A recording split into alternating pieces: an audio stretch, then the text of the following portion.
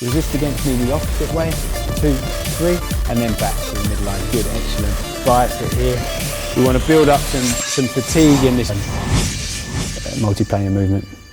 All right, so my top 5 exercises now in boxing, some of them are great warm-up drills and some of them are more strength specific. So many of these will be favourites of you guys, I'm sure. Just kick it off, we're going to do the pal-off press, which many of you will know. A couple of simple ways I vary this being, in this case, the right arm has an internal rotation bias. Now, of course, we know this is predominantly a trunk exercise.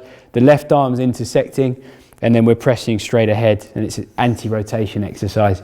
You can, of course, vary it by taking the band in the left arm, so we then bias the external rotators of the left shoulder and pressing forwards. Now, for me, I like this exercise as a conditioning drill as part of S&C, but also it's a great warm-up exercise. And today I want to show you a way to load the arm isometrically in that end range punching position, which is great to try and centrally stimulate the boxer before they're about to go out.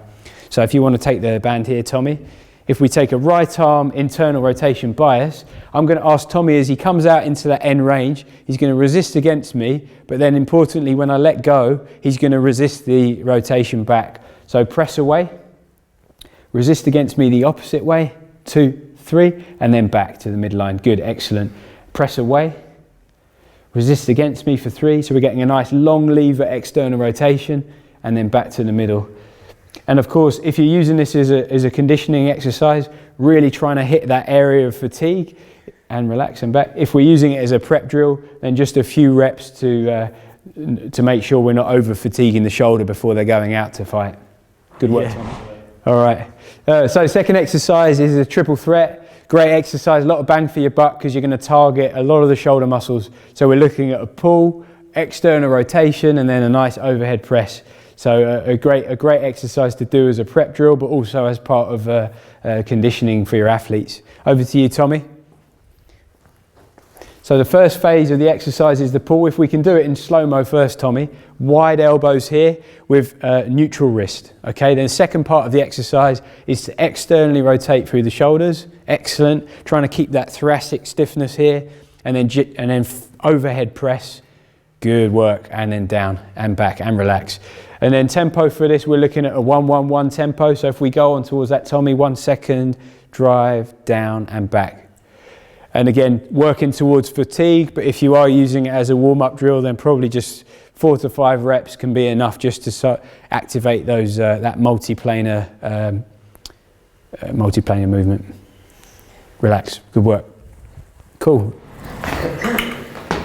All right. Good. So third exercise is your single arm dumbbell chest press. I'm sure many S&C coaches are a big fan of this. I know a lot of my S&C boxing colleagues use this one. So here we're getting a lot of benefit. We're getting that contralateral stimulus across to the oblique. We're getting more grip strength on the left hand here. So we know, as we said earlier, that's really great for shoulder stability. We're also half off the bench. So we're getting a nice spinal hip extension with a bit of recruitment through your glutes there as well. So getting as much as we can from the exercise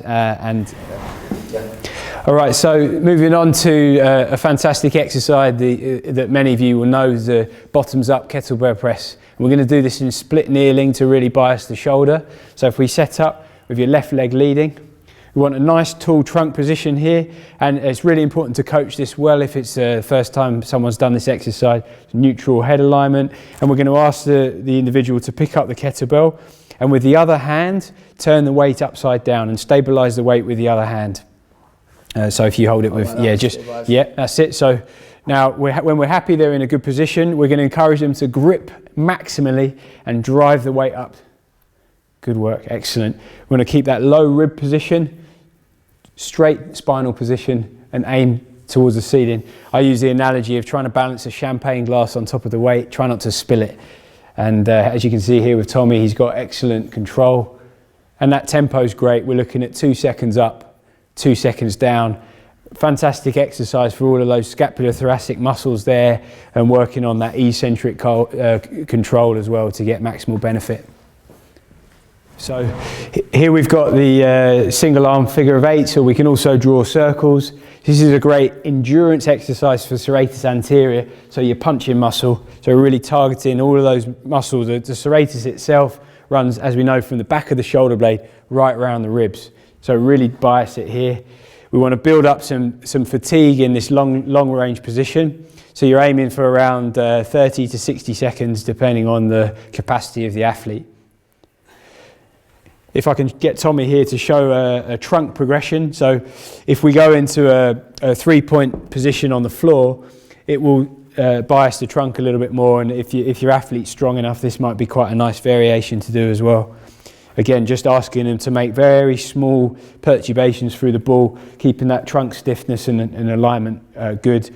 And for this, you'd work on a shorter time period of around maybe 15, 20 seconds. Relax. It worked, Tommy. Thank you very much. Cheers. Thank you.